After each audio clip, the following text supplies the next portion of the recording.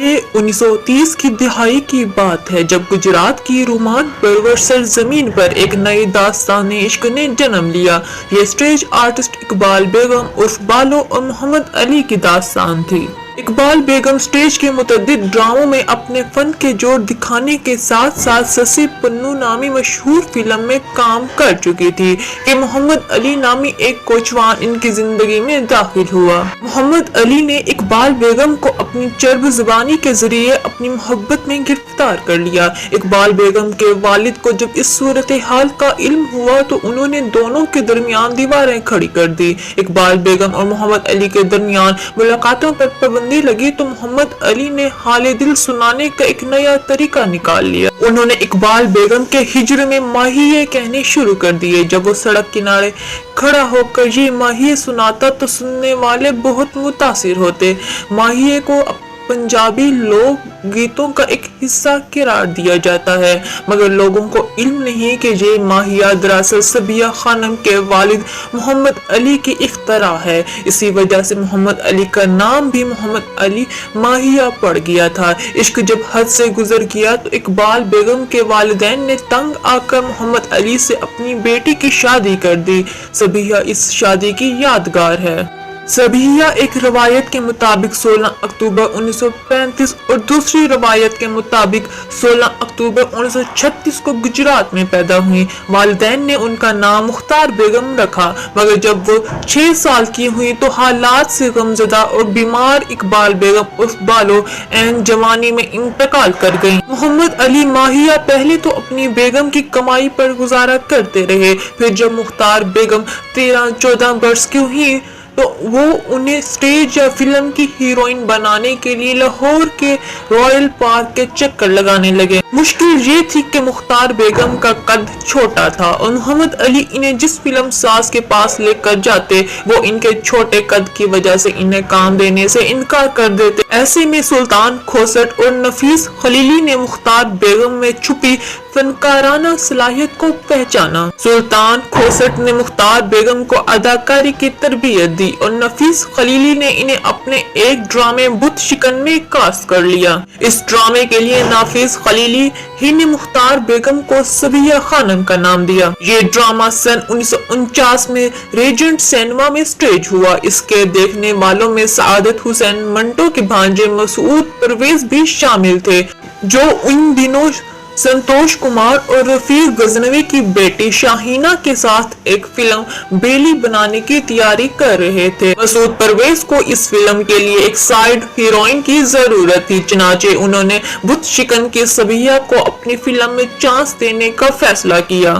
بیلی 4 فروری 1950 کو نمائش پذیر ہوئی۔ فلم فلاپ ہو گئی۔ شاہینہ بھی اپنی تمام تر خوبصورتی کے باوجود کامیاب نہ ہو سکی۔ بیلی کی فلم بندی کے دوران ہی ہدایت کار شکور قادری نے اپنی فلم ہماری بستی شروع کی۔ اس فلم کے ہیرو بھی سنتوش کمار تھے اور ہیروئن کا کردار نجمہ نے ادا کیا تھا۔ شکور قادری نے اس فلم میں صبیہ کو بھی ثانی کردار دیا، مگر بیلی کی طرح ہماری بستی بھی کامیاب نہ ہو سکی۔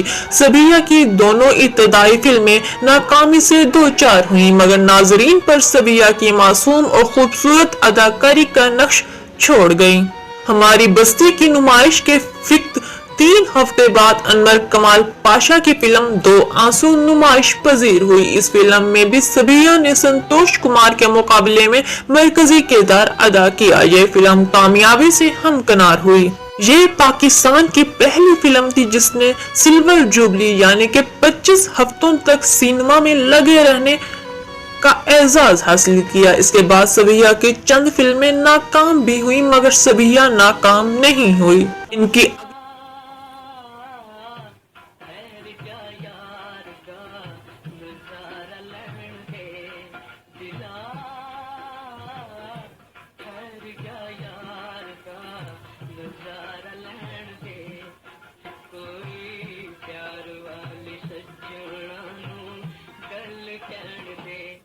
ان کی اگلی کامیاب ہونے والی فلم غلام تھی۔ اس فلم کے ہدایت کار بھی انور کمال پاشا تھے اور اس میں بھی صبیہ کے مقابل سنتوش کمار نے مرکزی کردار ادا کیا تھا۔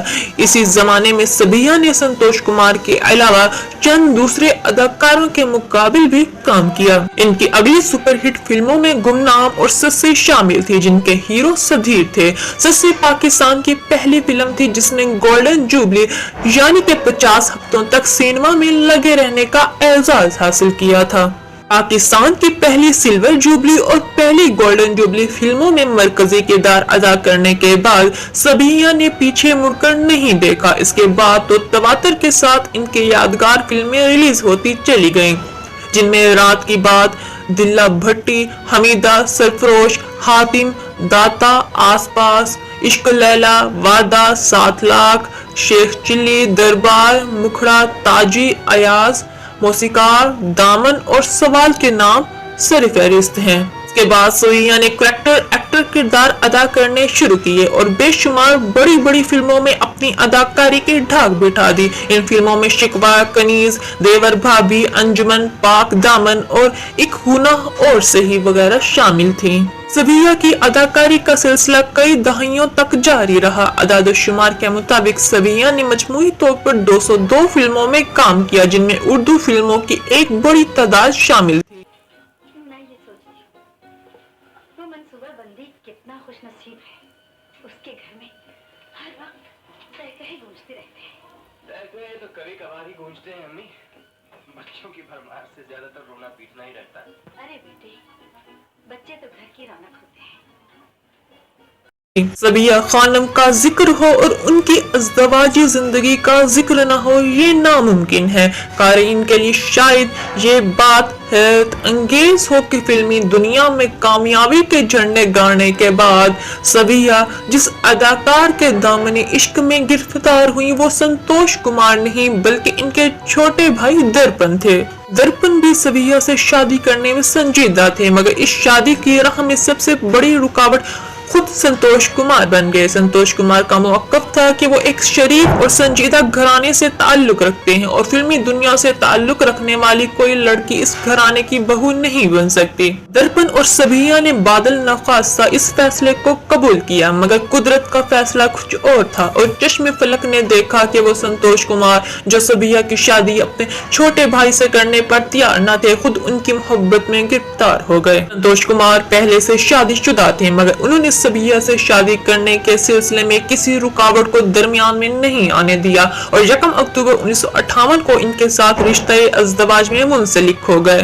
صبیہ اور سنتوش کمار نے شادی کے بعد بھی الگ الگ اور ایک ساتھ فلموں میں کام کرنے کا سلسلہ جاری رکھا۔ ان دونوں نے 47 فلموں میں ایک ساتھ کام کیا، جن میں 30 کے قریب فلموں میں وہ روایتی جوڑی یا مرکزی کرداروں میں تھے، جبکہ دیگر فلموں میں وہ ینگ ٹو اولڈ جیسے معاون کرداروں میں نظر آئے۔ 11 جون 1982 کو سنتوش کمار دنیا سے رخصت ہو گئے، جس کے بعد بھی فلم اور ٹیلی ویژن پر صبیہ کی اداکاری کا سلسلہ جاری رہا۔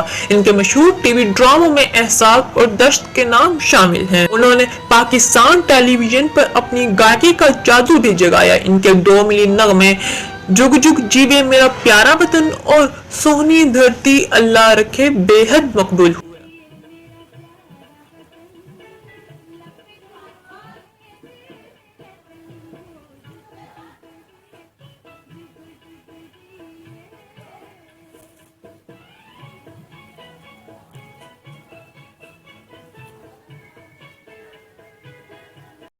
صبیہ خانم نے اپنی شاندار کارکردگی پر 5 نگار ایوارڈ بھی حاصل کیے۔ انہیں نگار ایوارڈ 7 لاکھ، شکوہ، دیور بھابھی میں بہترین اداکارہ، سنگ دل میں بہترین معاون اداکارہ اور ایک گنا اور صحیح میں خصوصی اداکاری کے شعبے میں دیے گئے تھے۔